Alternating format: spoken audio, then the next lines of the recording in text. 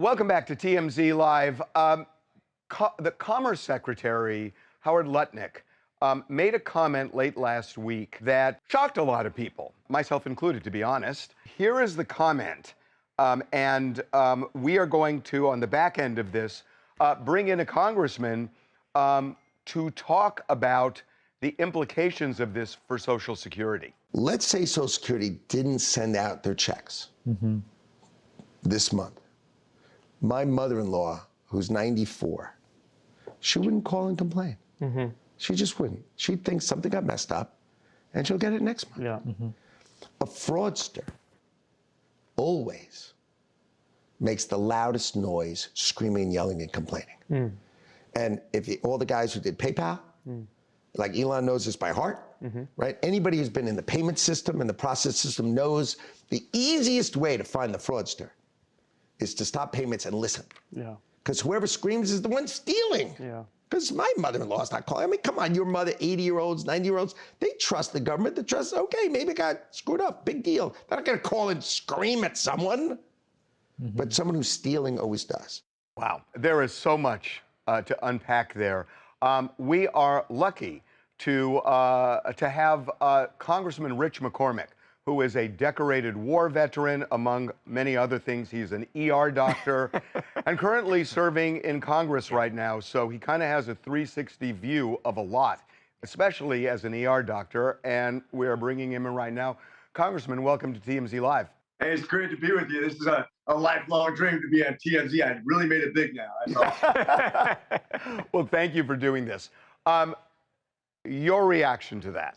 Yeah, I think that might have been a little misspeaking there. I don't think it's a good idea to turn off spigot to older folks who have paid into the system for their money and then wonder if we're going to find some fraud that way. I think we know better. I don't question the secretary. I'm sure he's well-intended. I'm sure he misspoke in some way, shape, or form. But quite frankly, when people call in, it's because they're missing something they're used to. There is some fraud out there, no doubt about it. But I think mainly we have to make sure we take care of the people we have committed ourselves to take care of. No doubt about that. We never want to turn off the fountain, the people who paid in the system to begin with. It's their money. That's the biggest thing that I always take home is this is their money coming back to them. We should never deny that. We need to make sure that that's the first thing we secure before we make sure that anything else goes away.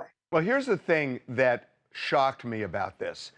Lutnick is worth, he's declared $800 million in net worth. So he may well be a billionaire. And his mother-in-law ain't gonna have no problem if she doesn't get her Social Security check. But to say that she's not gonna complain, she's just gonna wait until the next check comes, great for her. But there are people who are gonna go without food, go without medicine.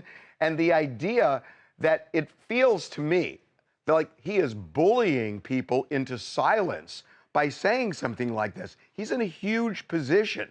And to say, if you complain, we view you as a fraudster, to me, that is terrible. You know, it's interesting. When I first met Elon Musk about 2.5 years ago, before he's political, before he bought X, before he got involved in politics, he was asked by a bunch of Republicans, what do you think we as Republicans can do better? And he actually felt uncomfortable. He's like, you know, I'm not really political. I'm just a business guy. I just want to do my thing. I just want to be left alone to accomplish the things that I'm aspiring to. He said, but if I was to reflect on it, I think you could come across as more compassionate. Those are Elon's words. The same guy who held the chainsaw. Now, I love Elon. I think he's got some great ideas.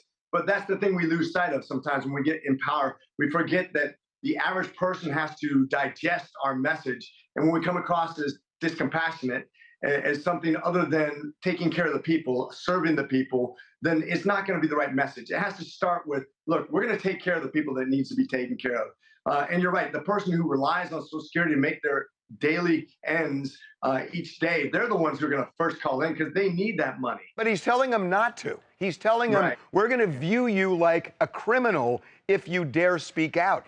I mean, look, you're an ER doctor, you're compassionate. That is just awful to say something like that. I hope he didn't mean it that way. I'm sure he did not.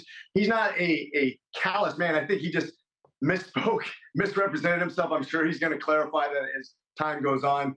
Look, the horrible thing about being in the limelight is everything I say, I'm just one mistake away from looking like a crazy man just by some clip it that I took out of a 1 hour interview where I misspoke. And I've been in that situation myself where people accuse me of wanting 5-year-olds to go work in the fields. That's certainly not what I want to do. But that's what was misconstrued off another interview. And it's just the way things work out sometimes. But I'm sure hope he didn't mean that. Congressman, should Howard Lutnick or should Donald Trump himself, should somebody come out and try and clean this up? I know that Social Security, it's a third rail issue. Nobody wants to talk about it. And they have always said, they've maintained, we're not going to touch people's Social Security checks. Should they come out and try and clean this up now? Because this has really blown up and become a big controversy. I think they will. I think the president's been very clear about this. Look, nobody who's receiving Social Security is going to lose any benefits. Nobody who's approaching Social Security is going to lose any benefits. We do need to do something, or we're going to have an automatic 21% cut in about 7 years that will not be voted on. We need to save Social Security. That's the compassionate thing to do, and that's the thing that is a bipartisan issue. And I think the president's pretty clear about that most times, and I'm sure he'll come out with something that clarifies that. So I want to ask you, look, I'm a lawyer, and I am really alarmed at people in the administration coming out and saying, screw the courts. We're going to defy these federal judges. They're just, calling them local judges. They're not local judges. They're federal judges. And you're in one of the branches of government that should be co-equal to the president and the judiciary, but the judiciary is too. And I am so concerned about the noise of ignore judges.